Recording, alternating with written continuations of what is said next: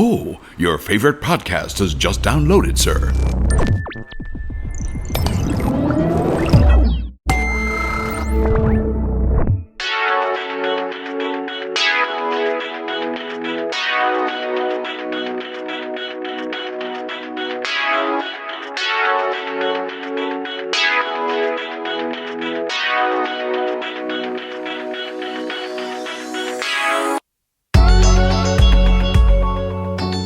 Follow us on the socials, Instagram, Twitter, Facebook, all of those things. And why not tell your friends about us on the YouTubes?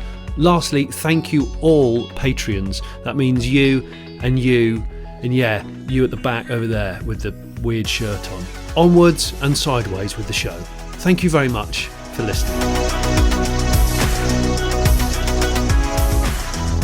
Hello and welcome to an episode of Fully Charged. This is a proper fully charged episode of Fully Charged, is it not? This is a true fully charged podcast because we're together in the same location. Yeah. In a car. Actually potentially charging a car which we're sat in. Yeah. Well, let's be honest about it. We've come to an amazing fully charged charging hub. It's not a fully charged charging hub, a ChargeMaster charging hub, yeah. Milton Keynes. Yeah.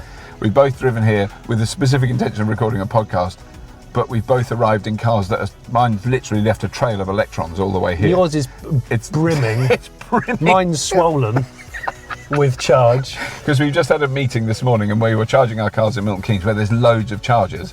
And so by the time we got here, I can't get any more in. You get spoiled going around Milton Keynes with an EV. It's so easy, It's just isn't it? everywhere. There's an abundance. It's what it should be like everywhere. It is really quite pleasant in terms of chargeability. In chargeability, it has a lot to be said for it. In terms of remembering about the parking arrangements, I've let myself down. Remembering roads and also quite a lot of homeless people. Yeah, there is. Yeah, there is, isn't there? But what I did, though, was park. Well, you paid prepaid. Plug in and then paid for the parking then remembered later when you told me that EVs don't have to pay when they're charging. So my charge cost me £8 of parking, which was anyway, it's my own fault. So I'm gonna treat him to a Twix later. Why need that? Cheer me up. Cheeky Twix. Having a Twix will make me happy. Welcome to the podcast. Yes. No, it's good. It's really good. It's good that we finally managed to get one where we're both there, which is good. We're sitting in my e-Golf. Yeah.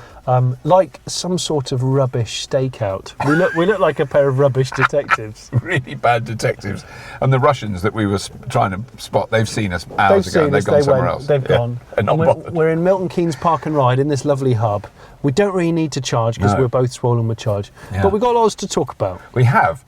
Because I went on the last podcast, I was droning on. No, I was waffling. A kind of meaningful, enthusiastic waffle about the conference I went to, which is all about mineral extraction and battery manufacturing and everything. But there's this story that was in Bloomberg New Energy Finance magazine, blog, whatever you call it.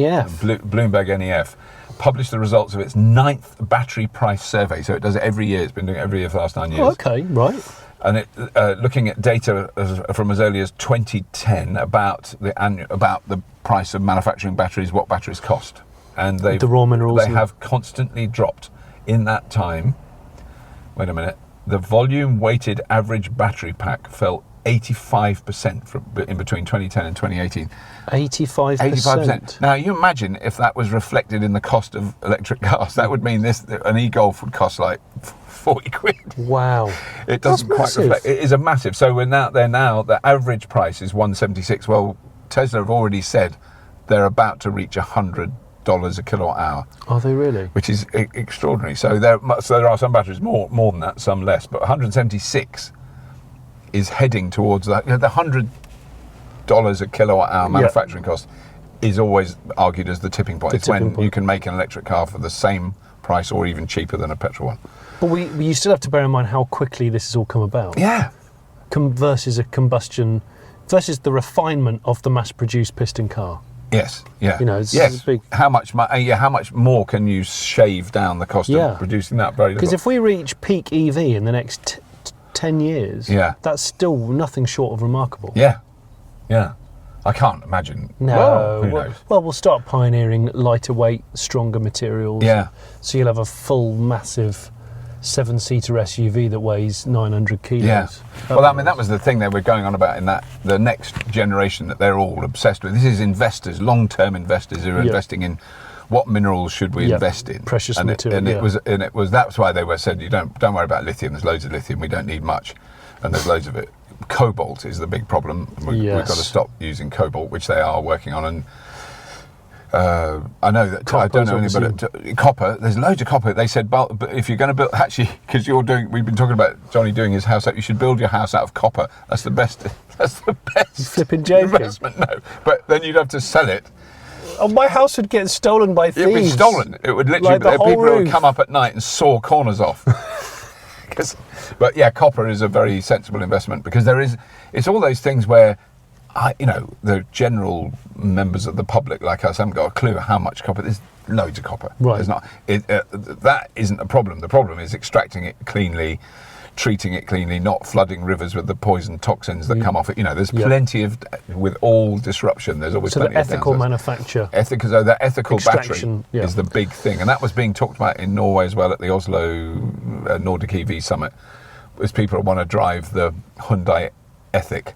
Yes. Which is an ethically sourced battery, that you've got that stuff. And it is an important thing that was, I think it's really important, especially as we're trying to ramp up production of the passenger car. Wouldn't it be amazing if Shell or BP said we're now producing ethical petrol? It costs more, but this is how we do it. So like your fair trade bananas scenario, it is, isn't it? And I do pay extra for fair trade. Yeah, fair trade, what's the other coffee. Fair trade coffee, I do that, yeah. Don't know how realistic it is, but you've got to hope. One of the things they say there is current prices are far lower than this in reality, which is interesting. So they say it's $176 is the average. This is partially true. There are numerous examples of Pact prices quoted to us that are lower than the average. There is a wide range of battery types in the market, and anecdotes do not make a market. Anecdotes do not make a market. We could do a sort of PR, not a PR pitch, a corporate presentation, which we're open with that. Anecdotes do not make a market. Unless we set up an anecdotal market stall, like a traditional market stall. With some bunting across the top. With some bunting, and I'll do the shouting. I'll shout, anecdotes, 2 for 50p. Yeah. So there we go. Many of these, such as Tesla's publicly stated prices, actually feed into our average. I think they're arguing that their average is average. So the large volume, they are producing at the moment the most of anyone. Tesla, but they're about to be overtaken by. There's all these Panasonic producing. Panasonic, isn't it? It's a Panasonic co-production. Yeah. But there are 43. I think that was how many it was. Tesla gigafactory-sized factories either being built now or in development and nearly all of them are in China. Really? But it's massive ramp up. I mean, it's just mind-boggling. Absolutely mind-boggling. But now, let's do the other one, because that Pininfarina. The Pininfarina Battista. It's Pininfarina. Pinin. But it's Pininfarina. Oh, Pininfarina. I wonder if I had trouble saying it. Pininfarina Battista. Which you saw at the Geneva Motor Show. Yeah, the electric hypercar, which is has much of the underpinnings of that are made by Rimac. Right. It's made in Italy. In fact, they're claiming it to be the fastest car ever to have come out of Italy. Wow. Bear in mind, Italians make the fastest cars. They do. Well, they tend to. Yeah. But then, that episode, you won't have seen that, listeners. It hasn't gone out yet, but it is going out very soon. I can't remember when, because Mark's not here to show us the running order, but soon. By the time this comes out, it'll be less than 10 days, I think. Yeah. And it'll be me getting a walk round of the Battista electric hypercar on the Geneva show stand. Yeah. And it's an incredible car. But if you want to see it in the UK and you're a car aficionado... Yes. Absolutely, Robert. It's funny you should mention aficionado, because I am. Well, you are, yes, you are a car aficionado. I like to think I am. But then it's at Goodwood, then, is it? It's coming to the Goodwood members meeting, which is so it's not the Festival of Speed. It's not the Festival of Speed. It's a smaller, more intimate, and actually, I think, more enjoyable event with a lot of historic race cars. Right. But they're choosing to bring it there for a debut. I don't know whether it's going to be seen driving, but it'll be on display. So when you're listening to this, the weekend coming up, you'll be able to go to Goodwood on Friday, Saturday or Sunday and see a 1900 horsepower electric hypercar. 1900 horsepower, it's quite a lot, isn't it, for a small two-seater car? Oh, it's a proper dick shrinker.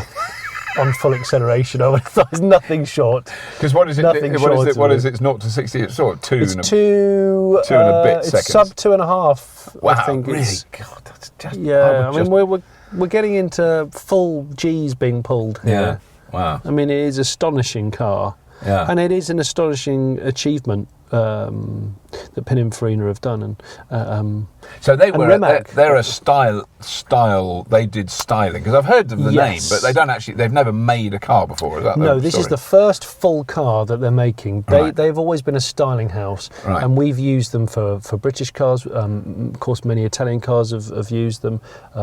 Many manufacturers have used them over the years because they're just good at what they do, and they're displaying it at Goodwood. We're next to a 1955 Lancia Aurelia B20 Series 4 Gran Turismo, and that would have been they designed that. That would have been one of their most beautiful cars. Hey. But yeah, Pininfarina, they've done some amazing cars, British cars, all kinds of nationalities of cars. This is exciting though because Rimac has got a lot of the underpinnings. In the video that you'll see on the Fully Charged YouTube channel, I got to download the mind of one of the head engineers, and he was poached from Porsche to go to Pininfarina, and he just signed off most of the Taycan before he went. Wow. Interestingly, so he told me a lot about the Taycan. And he said that's the reason why this car is 800 volts, because a lot of his know-how of 800 volts. He took over to... Because we should explain to listeners who aren't familiar with all this stuff that this car is 400. Yeah, most EVs. So most EVs at the moment are 400, around the 400 volts. Yeah. Because volts, once it gets very confusing. I mean, I have to say, the bit of internal combustion I miss is that kind of rudimentary understanding of litres, how big the engine is. Amps gallons, is torque, isn't it? And volt. Yeah. Typically, amps is torque, and volts is your acceleration. Yeah. So it's got your revs, your RPM. Yeah. So I mean, but the difference is it can charge much faster. So that can presumably that one can take a 350 kilowatt charge. It can take 350 kilowatts of DC, which is a lot. Which I don't like to say game changing lightly. No. But bearing in mind that this can charge at 50 kilowatts, so that's quite quick. Yeah. You know, that's 40 minutes, 80% charge. Yeah. What are Tesla up to at the 120, moment? That's the one is mine is. The Model 3 is 150, isn't it? Okay, and again, that's a significant jump from 50. It makes a big difference. It's so quick. Yeah, so it's more than double of what Tesla currently do. Yeah. So it is seriously eye-popping. Yeah. And of course, that tech, if Porsche are doing it, Porsche are owned by the Volkswagen Group. Yeah. Put two and two together, you're going to see that trickle down into perhaps Volkswagens, Seats, which brings us neatly onto the Seat. Onto the next agenda. That's amazing. Wait a minute. To launch six electric and plug-in hybrid electric. Yes, so, but some pure electric. So that's... Seat are doing well. Yeah. They've just had record sales in 2018. Right. The highest ever profit of the company. Wow, because when you think that at the moment every car company in the world is having a bit of a struggle and cutting back on production and and Seat are sailing now. Seat are a Spanish company now owned under the Volkswagen umbrella, along with Skoda. But yeah, they're going to be they're going headlong into plug-in stuff. They've presented their electric strategy at the end of March, and it'll include 6 electric and plug-in hybrids.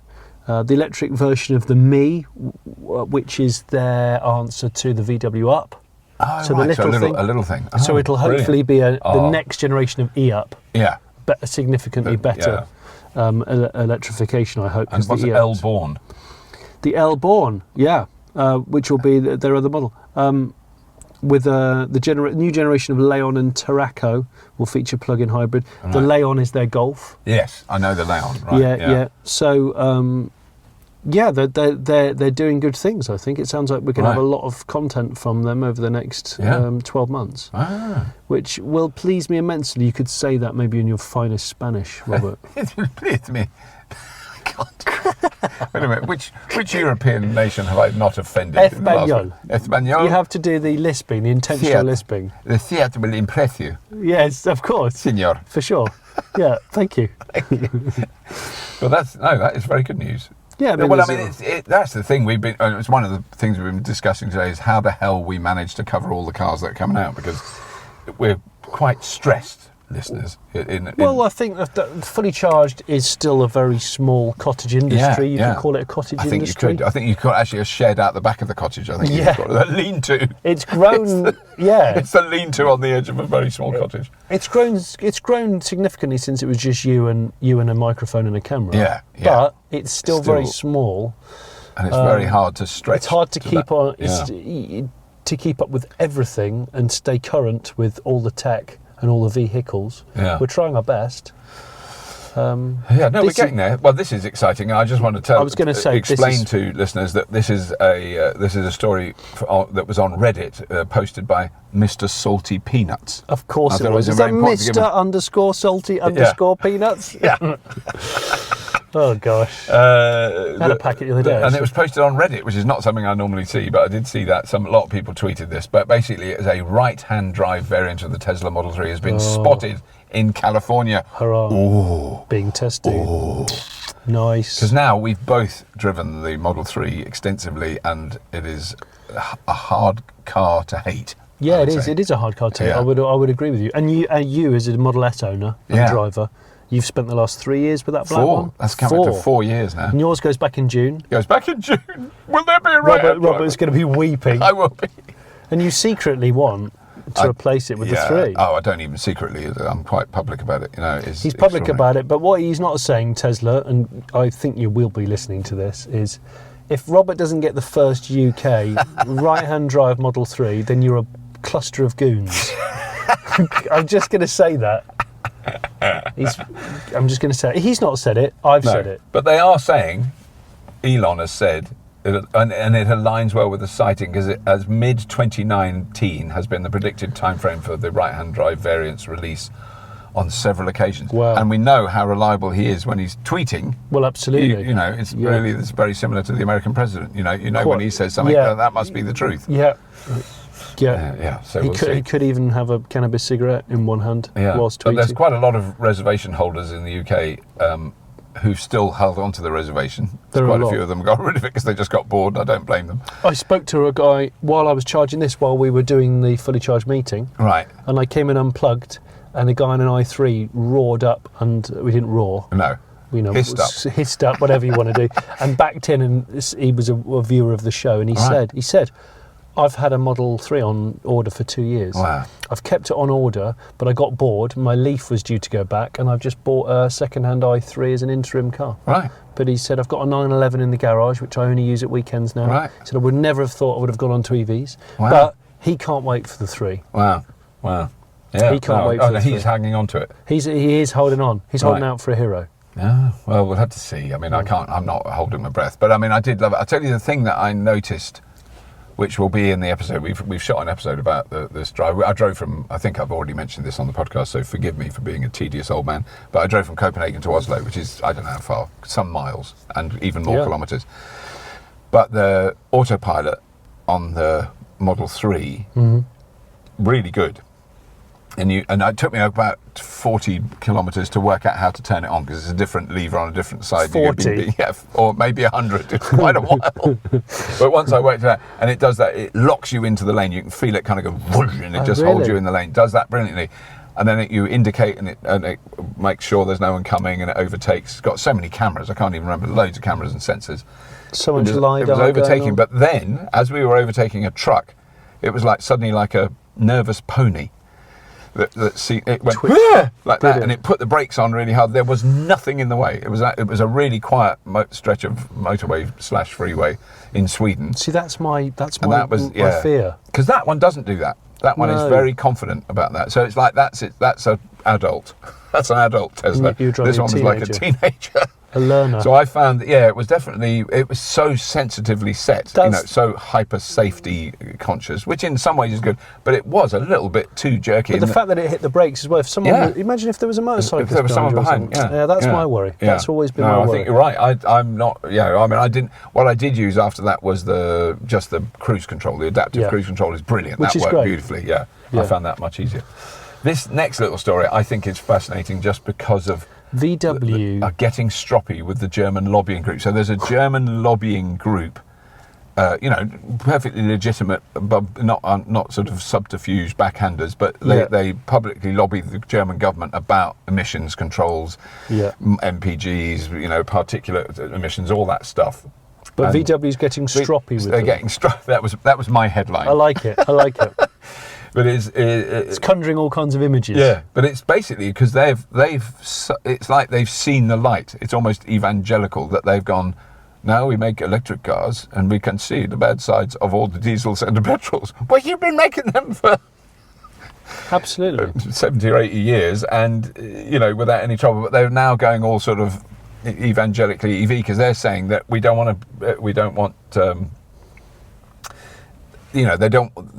the lobbying group is pressuring the German government not to introduce more legislation to encourage electric cars because they're still making all the, this is your Audis, your BMWs, your Mercedes. Well, of course, there's still a higher proportion of piston cars being made, Volkswagen appears to be recognising this issue. Well, the issue is, what is the issue? Let me go back to find the issue. Automakers have promoted policies to slow down the adoption of electric vehicles through lobbying groups for years.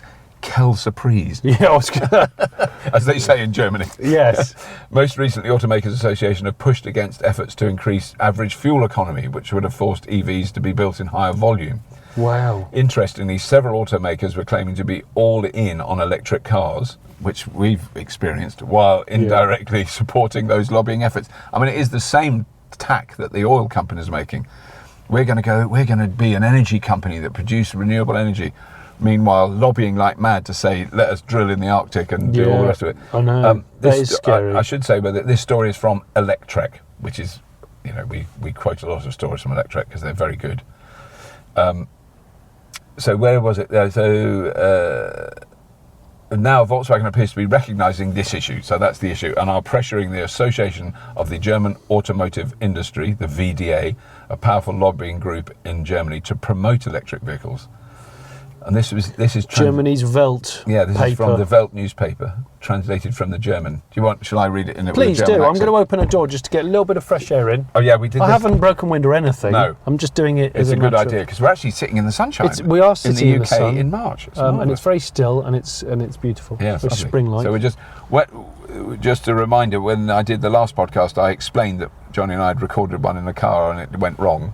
We're now doing it again because we did a lot of door opening in the last. We did a lot of door opening. It's one of the best podcasts we've ever done. No one can ever hear it. Stop it, bitter. Because I'm so upset. Oh. I hated myself. Oh, it wasn't your for several fault. days. No, we can hate. I think we can hate Apple because Yeah, we were let's using hate an Apple laptop. Yeah, let's hate If Apple. we'd been using a Chromebook, it would have been fine. Yeah, that's true actually. Acorn Electron. Yeah. Yeah. Anyway, I'm going to read this quote from the Welt newspaper. The list of criticisms made at Volkswagen is long. Above all, the association must move away. Wait a minute. The list of criticisms made at Volkswagen is long. I'm getting this very confused. Who made the criticism at Volkswagen? Somebody at Volkswagen. Ah, that is because it is translated from the German. Yes. So I would say by. The list of criticisms made by Volkswagen is long. Above all, the association must move away from a strategy of technology openness and ensure that all forces are focused exclusively on the enforcement of the battery electric car.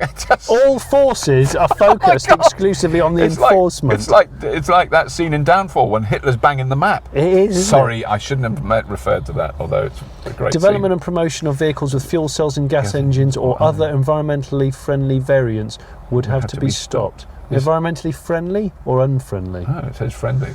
This will overburden the industry, says VW boss Herbert Diess.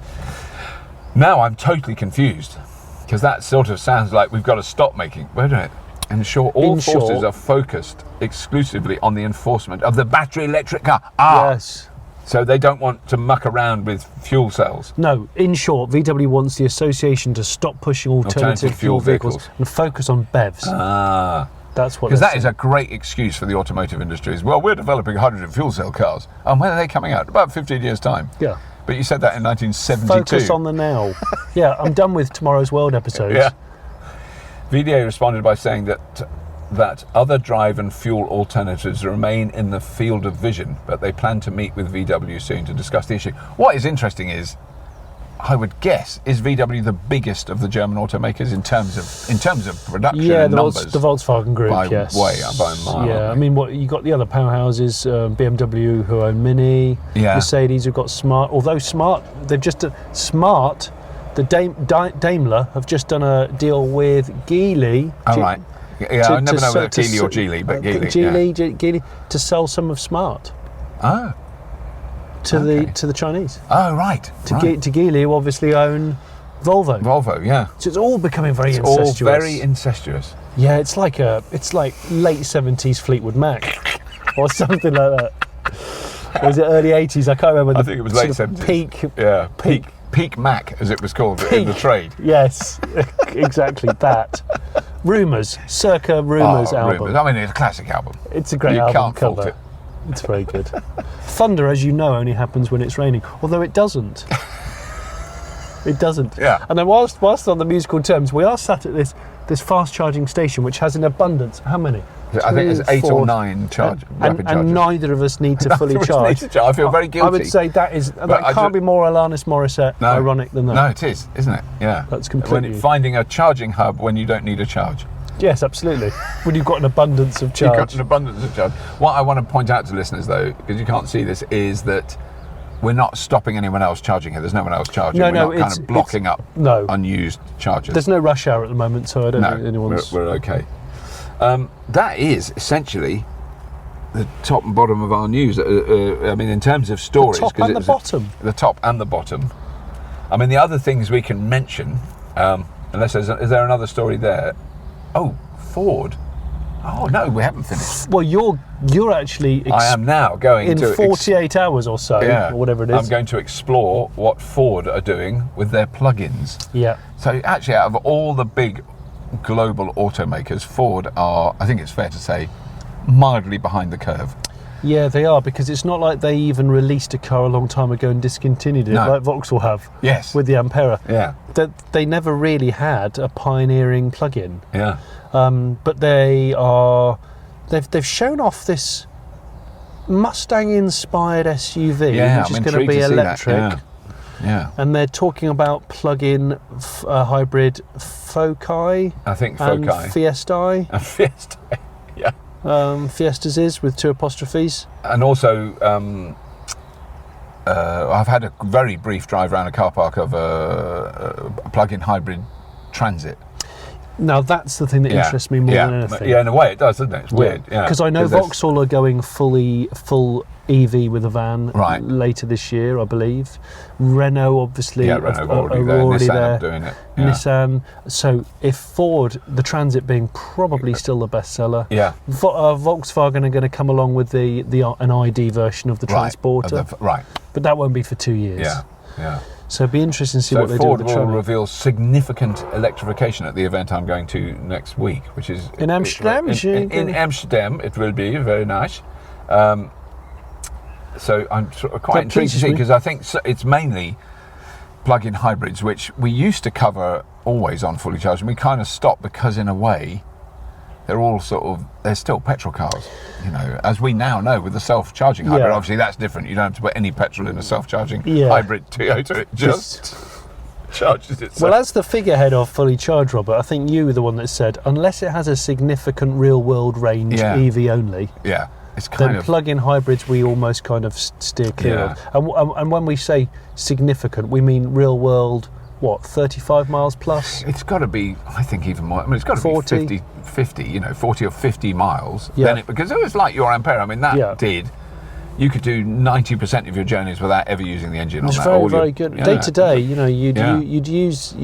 wouldn't use the engine. Because what is that range? The range of that was like over 50 miles. It was 50 in summer. Right. And in the depths of winter, 32, 35. Right. But if you think, like most people go to work 10 miles each way, 12 miles each way, it was still comfortably good for that. It's a great car. Yeah, I know. Bloody love them. I don't know if there's any mention there of Transit. You're going to see. You're going to see some Transit. Well, let's just wait until you come back from it. We can. Jag Land Rover have released a statement. Was it last week? They've installed 166 smart charging outlets for electric vehicles at the Gaydon Engineering Centre. Oh, that's good. The cost-neutral charger network is available to all JLR employees. Company sources 100% renewable energy electricity for its UK facilities to enable carbon-free commuting. So there you go. It's the charging facilities have been supplied by New Motion. New Motion, owned by BP or Shell? Yeah, they've been bought by Shell. Shell own New Motion. So they're a German charging company. 7 kilowatts charging stations. All right. So yeah, it's happening. MG. Oh, MG is exciting. I just wanted to do that one. The Leaf. So there is a Leaf. It's become the first electric car in history to pass. Yeah, it's about 400,000 miles. So it's. I think I've got a feeling there's a Tesla that's done more. Sales. 400,000 sales. So it's the first electric car in history to surpass 400,000. That is very good. So by the time you've listened to this, it hopefully will be on its way to 500,000. Yeah, which is really good. I just hope. Because that came out in 2010, that car, didn't it? Yeah, 2010, I suppose they launched it. I got mine in 2011 when it first... So 2011, I think it was released. Yeah. I just hope, like we said this before in the previous podcast, that probably no one heard, because it was the one that wasn't recorded well enough. I hope that Nissan back up their successful Leaf with other models. Yeah, they kind of need to now, they need to broden their model range. Yeah. You know, we want to see an electric Qashqai. We want to see an electric, I would say Micra, but the Mikra's crap these days, unfortunately. It used to be quite an interesting car. It's got nothing about it anymore. That's another story. Yeah. MG. So MG, this is exciting, and we don't want to say anything about what particular vehicles we can guarantee will be at Fully Charged Live. No, not yet. Not yet. Although we've got some cool stuff lined up. We've got some very cool stuff lined up. Yeah, old and new. Yeah. So if you don't know about Fully Charged Live, I'm going to do a little plug now. You will have been living under a rock. You will have been living under a rock if you've ever heard anything about Fully Charged. So Fully Charged Live is at Silverstone in the British Midlands. I know. Northamptonshire on the 7th, 8th and 9th of June. Tickets are available if you go to fullychargedshow.co.uk. You'll see all the information there about what's going on. Lots of test drives, 3,000 test drives over the weekend. Yeah. On a track. There's one that was supervised. I think there's an example, at least one example of every electric car on sale. Oh yeah, in Britain there definitely will be. Yeah. That you can hopefully book a test drive on the track, on the Silverstone track. They'll be pre-booked, Yeah, there'll be classic EVs, there'll be e-bikes, there'll be electric motorbikes. Amazing electric conversion-y things, all sorts of exciting stuff there. Not to mention the whole world of renewable energy in your household. Yeah. To make your home more efficient, or self-generate your own electricity. Yeah, loads of that. Loads of really good talks, that was the thing that I was doubting last year. Would people really want to see that? I now accept that they do, because they were brilliant people. We had some really good people. Yeah. People were engaged. Yeah. They definitely were. Yeah. But MG, because I didn't even know MG still existed. Well, lots of people didn't. Okay, so I'm not alone in that. It was bought by the Chinese. None of them are made in Longbridge anymore. Right. They're all made in China. But they've been bringing cars out now for quietly, 8 years, 7 years, and they're not that bad. Wow. I'm going to say that. Okay. Some of them are actually okay. Right. And they're going to bring out the ZS, which is their SUV. It'll be the arrival of their first full EV vehicle to launch in the UK this autumn. Wow. 5-seater, good size boot. I'm actually really looking forward to it. Yeah. Because it's going to be priced very, very competitively. Right. And it's been built, so that'll be built in China. It's a Chinese car. Chinese brand, Chinese car. I'm pretty sure it'll be shipped to the UK. Right. Yeah. Obviously, you can buy it right and drive. Autumn of this year. Yeah. So MG's pretty good value for money. Right. And it's a badge you recognise, but obviously under different ownership. Yeah. But yeah, wow, that's good. I'm looking forward to driving that one. Autumn 2019. I was quite surprised the last time I drove an MG, which was about 3 months ago. Right. I was surprised in a good way how well it drove. And that was a petrol. That was a petrol older version of that car, I think. Right. Was it a GS or a ZS? I'm trying to remember. I get the letters mixed up. Yeah. Yeah. That is. I think that's very encouraging. And of course, there's companies converting old MGs now. Yeah. If you wanted to tap into the heritage. Because that was a favourite of mine as a young man, was that when I was cycling down the lane and an MGB GT drove past, because I could tell. That's not just an MG. No. That's an MGB GT. BGT, yeah. Because you can imagine the MGB GT community would absolutely love that. Oh yeah, I'm sure there is a community. It's Britain's favourite classic car. Because did that have a V8 in it? Or there was a variant that had a V8? Yeah, you could get the Rover V8 one. Right. The 1.8. They were 1.8 engines. Oh, were they? In the MGB GT was 1.8? I think it was 1.8. But then you could get the 3.5 V8. Get 3.5 later. They did an MGC as well. Ooh. Which had a straight six, an iron straight six in it, which weighed about the same amount as a steam locomotive, hung right over the front. And it had an interesting bonnet bulge. Right, it did have a It had a different bulge because it needed to get the engine in, but that was how you differentiated it. Right. Because the other favourite, which I thought about the other day, I don't know why, I hadn't seen one, was the TR6, was it the Triumph? Triumph TR6. A sports car. Yeah. Because that had a side, dressed to the left, it had a side bonnet bulge. It did have a side bulge, the same as the MGC, yeah. I like a side bonnet bulge. It gives you an idea of the purpose that's going on there, because the Capri had a generic pointless centre bulge, like a codpiece. Yeah. A pressed steel codpiece. I mean, that is going to be a thing with electric cars in that sense. You don't really need the bulges. Because of the centre of gravity being ultra low. So, yeah. I mean, I don't know what you can do. I'm trying to think what the equivalent... Because you could have side flanges. Side flange? Well, no, round the side, because you've got a bigger battery pack. Yes. So it sticks out a bit to the side. I think that would be probably one of the most stupid design decisions ever, seeing as all the attention is protecting the battery pack. You mean like a swollen sill? Yeah. Is that what we're talking about? I want a slightly swollen sill that is actually, because I've got another 10 kilowatt hours. Because you could say I've got more kilowatt hours than you. What is the electric equivalent of the bonnet bulge? Yeah, there isn't one. I don't think there is one. It's not your charging flap on display. I mean, the only thing could be that you could show off that you can do 350 kilowatt input. So you have a kind of bulging charging port. Yeah, rapid charge capability. Or do you have these things written on the back? Like you used to have turbo written on the back of turbo cars. You need that, yeah. You proclaim it. Yeah. So you drove 350 kW. 350k. Ooh. Oh, the Mercedes 350k. Maybe we could see that. He drives the Mercedes 350k. He must be doing really well. Absolutely. Yesterday, a lovely Keith. A lovely Keith? The lovely Keith, who is the CEO of Scottish Power, who are amazing. I'm just going to rave about Scottish Power very briefly. I was with them for many years. Yeah, well, they are now 100% renewable. They've got rid of all their coal assets. That's really good. They just do wind and solar. And they always had a good app. Yeah, they've got a good app. Someone mentioned the app. Their app always worked really well. Because often those things. No, there you go. And I found it to be utterly... I mean, if it's Jonny proof, it's got to be simple. God, absolutely. No, I'm the same. But he said, come and see my car. Robert, you'll love this. Come and see my car. So I went down. This is just before I had to go on. The organisers were panicking. What? A big event at their head office. So I went down the stairs with him. I'd met him a couple of times before. He didn't have a handkerchief with chloroform in it or anything like that. It crossed my mind at one moment. Come and see my car, quick. What have I said about Scottish Power? They're going to do me in. Get in the car. Come and see my car. So I went down the stairs, went round the corner, and I saw a black Range Rover. And I thought, he's going to show me a plug-in hybrid Range Rover, and I've got to pretend to be impressed. And I went, oh, God. And I really was like that. I was going, oh, God.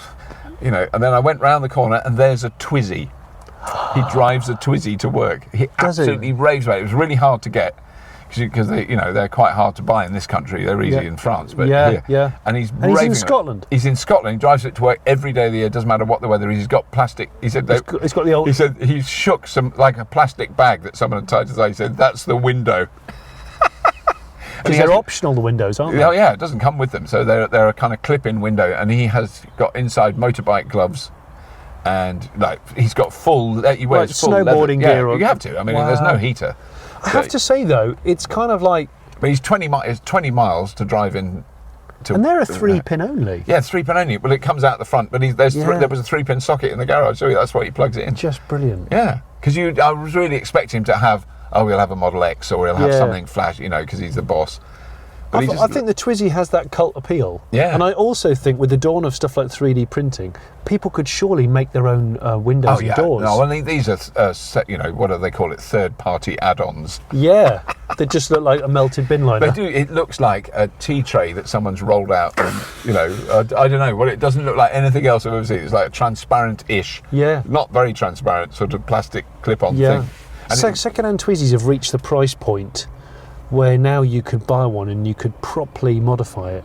Yeah. With maybe with Type 2 charging and different battery pack. Because actually, that's interesting because none of the classic car people we know, as far as I know, that hasn't been done because you could put a bigger motor in it.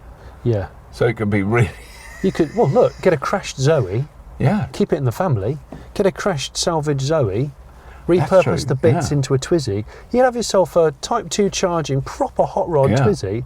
Because I bet you could, because the back seat, there is a back seat in very large inverted commas. Do you have to wrap your legs around the driver? It's extremely uncomfortable, and also when you go over... Why haven't we driven one together before? Oh, well, we should do. We should do a podcast from one. No, we should. A Twizzy podcast. Good idea, Twizzy, because I do love driving them, but sitting in the back is really no fun. You can't see. When you go over a speed hump, it is actually like having a bolt ramming into your spine. There's not a lot of suspension at the back. It's the sort of thing kids would love. Oh yeah, no, of a certain age. My daughter, the first thing she ever drove was a Twizzy. She absolutely loved it. Yeah, and she was slightly underage to drive anything. Wasn't on public roads. In the back garden. Yeah, in the back garden, mostly. But what was I can't remember what I was going to say about Twizzies. There was something relevant, but it's gone now.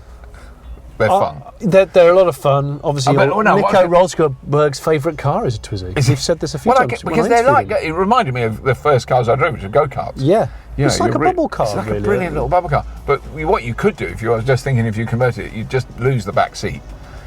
Put some extra. You could put a little extra, nicely done. Get Richard from Electric Classic Cars to do it. A nice little plinth with a bit of extra. So you could get probably another. You only want like another 10 kilowatts. Yeah, and put a cargo net in for your stuff. Yeah, you need a cargo net for your stuff because. Yeah. You don't want to get a head full of suitcase if you have to put the brakes on. Or if you bought a load of pasta, it's all over the place. Oh, you don't want that. Or you did a curry run in one. You had to really smash the brakes on. You get your neck you suddenly get a scarf of curry. Nobody wants a scarf of curry. A curry scarf. I think that's like some sort of Cockney kind of gangster punishment. I think that listen, son, I'm going to give you a curry scarf. For a moment, I thought it was an electric car driver coming in. Now that's a chap of older years. Yes. And what you'll find is he's driving with his mouth open the whole time. That was a good look, wasn't it? Like is it a basking shark? It's constantly sifting the plankton. So its mouth is open the whole time. He was looking at the charges going, what's that? I've got no idea what that is. What's that, wizardry? Is that witchcraft? I've absolutely no idea what that is.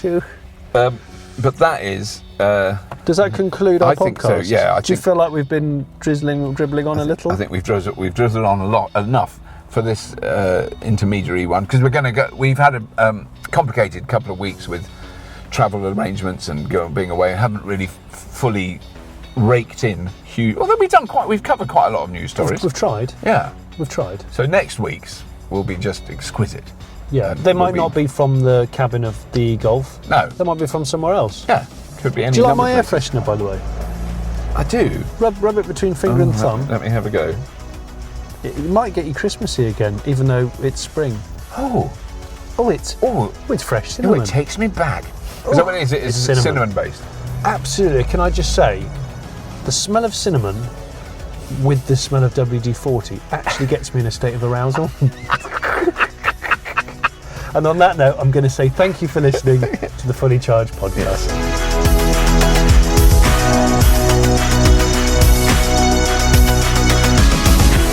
A quick thank you to all our Patreon supporters. Without your help and constant support, we simply wouldn't be able to keep going. So it's really important. Thank you very much.